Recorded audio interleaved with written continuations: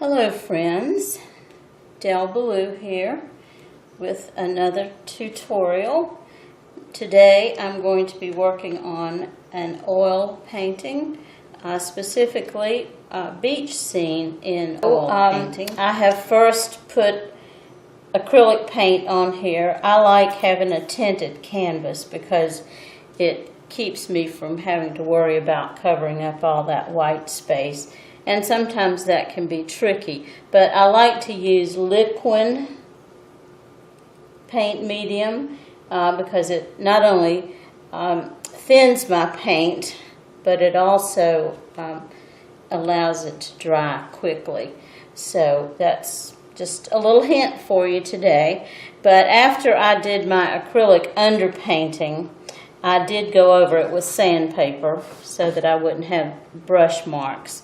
And that's personal preference, but I'm going to be working on the sky today. But before I get too far along, I'm going to put masking tape across the area where my sky is going to be, my horizon.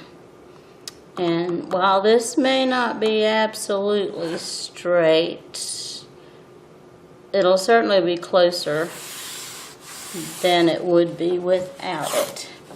So, got everything ready to go. I've already started to apply some paint to the sky. I'm going to be working on the sky and some clouds today. Now I'm using cobalt blue and white, and I'm adding just the slightest touch of cadmium red light, which is an orange color. And when I say slight, I mean very slight amount to somewhat gray it down and keep it from being too blue.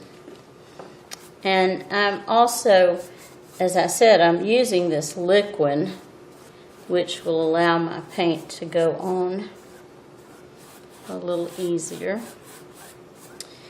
And let me also say at this point, it's really a good thing, unless you're doing a very specific style of work, it's a good thing not to do too much mixing on your palette, and especially in skies, because you can save the mixing for the canvas.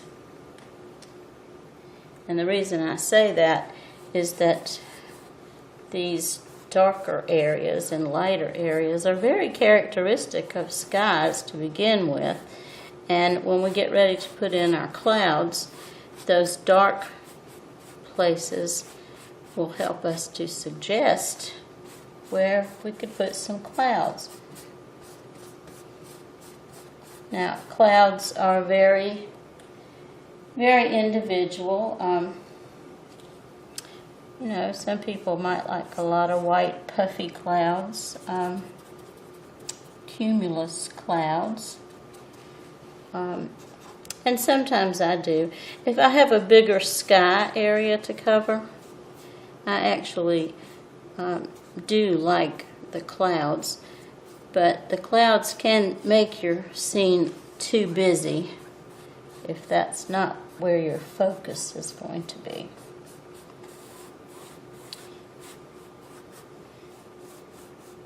So I'm kind of liking those dark places. They'll be sort of the bottoms of my clouds, in addition to the fact that they will be a good place to indicate where the clouds can go, because you do need some shadows under your clouds. Now I like just a touch of alizarin crimson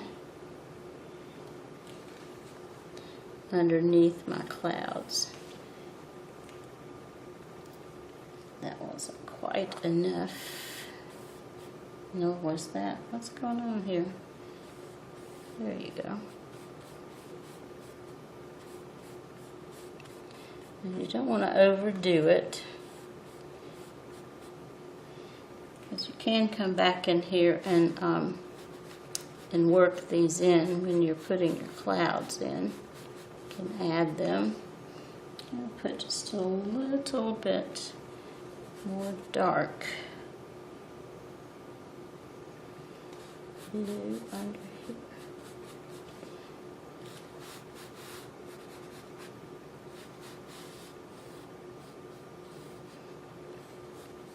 I will be working those in with my clouds.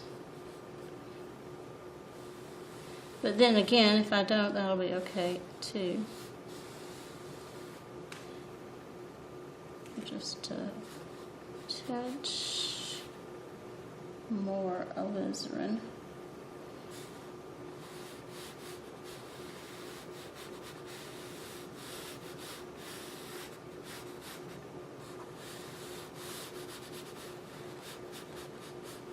I'm using a soft synthetic brush because I like for my, whoop, that was a mistake.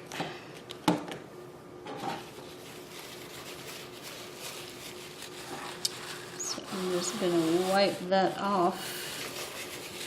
It'll be much easier to get off now than to try to cover it up later. Keep that in mind. And I'm going to go ahead and use some turpentine to take that off. And this is a good rule of thumb for taking taking paint off, is to clean your brush in your turpentine and wipe it really good, and then wipe it on the canvas. But you want to wipe on the canvas and then on your paper towel. Okay. Now I need to replace that paint.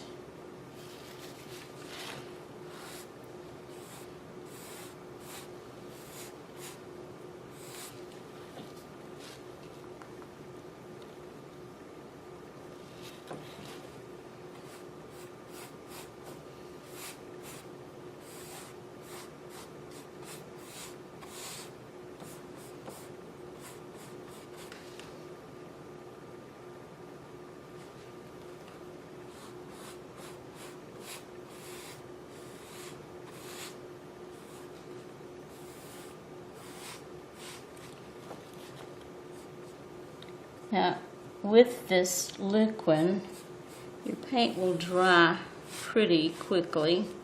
So if you're using liquid, which I believe is made by Winsor Newton,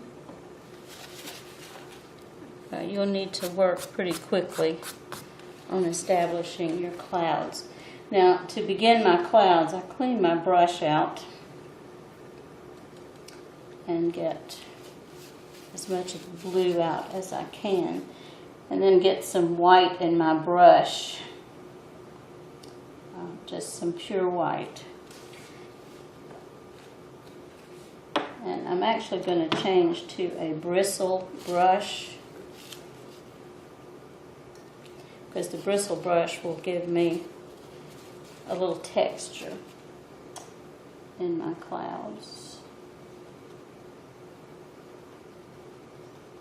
Now, I'm not using any liquid in the clouds because I don't want them to be too translucent.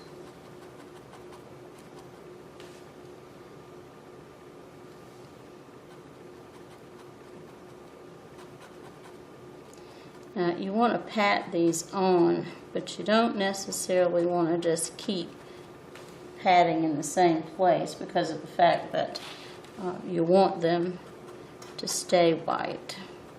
Especially these, you see how these the bristles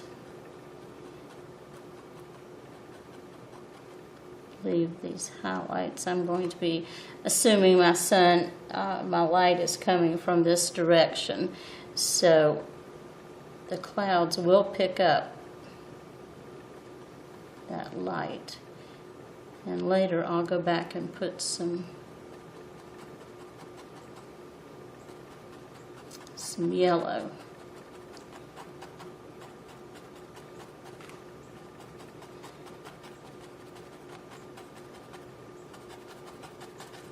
Now these can be more distant clouds, so I can fan them out just a little bit more than these. You don't want to have too much regularity in your clouds because clouds aren't regular. And you can have a few of these wispy things going on.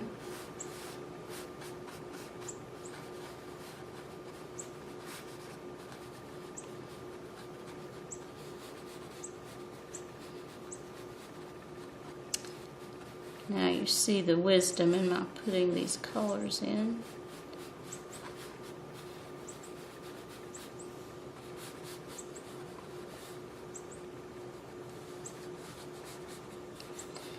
One of the things I have difficulty with students is getting them to understand how much to blend.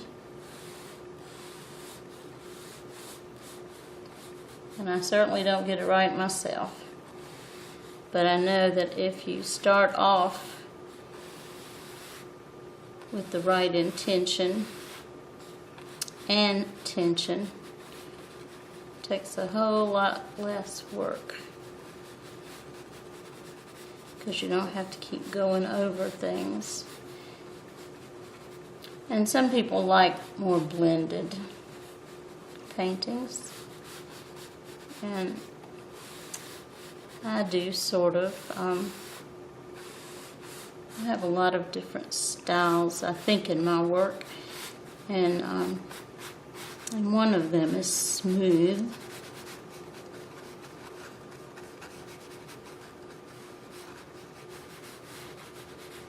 But I also like to see the other colors blended in.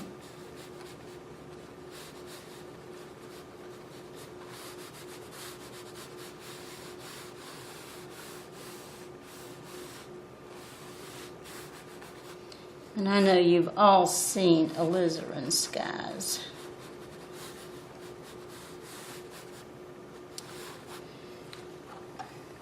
Now I'm going to go back to my smooth brush and do just a little more work in here.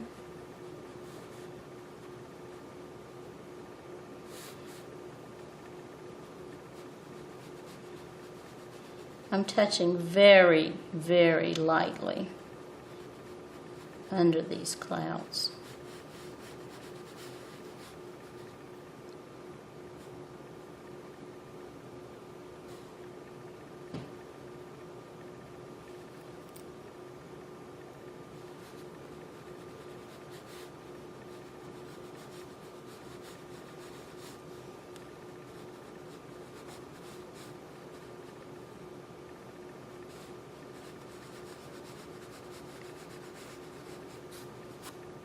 My brush is falling apart, the handle.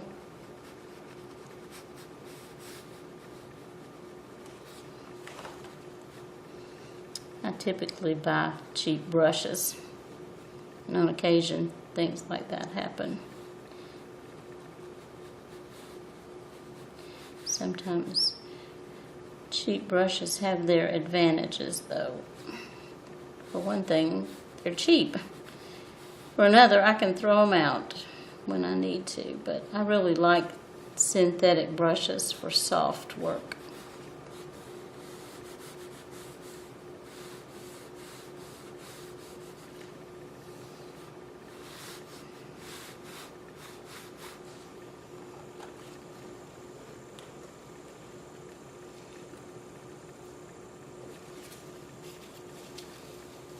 Take the paint off my brush so I won't pick it up. But when you're blending, it's a good idea to keep wiping your brush Because if you keep going over the same place over and over, you won't be accomplishing very much if you're trying to blend.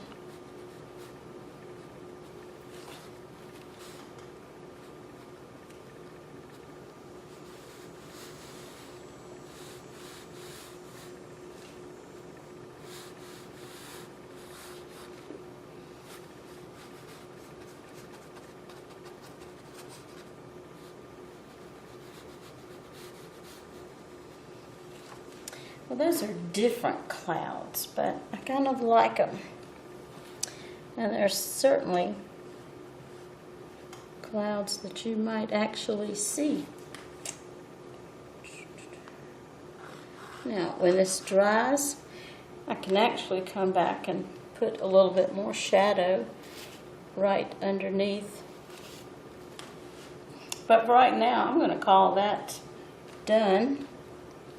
And then I'll get on to the sand area, because I'll need to put down a layer of darker sand to prepare for my sand dunes at some point. So let's just leave that be and get on to the next stage.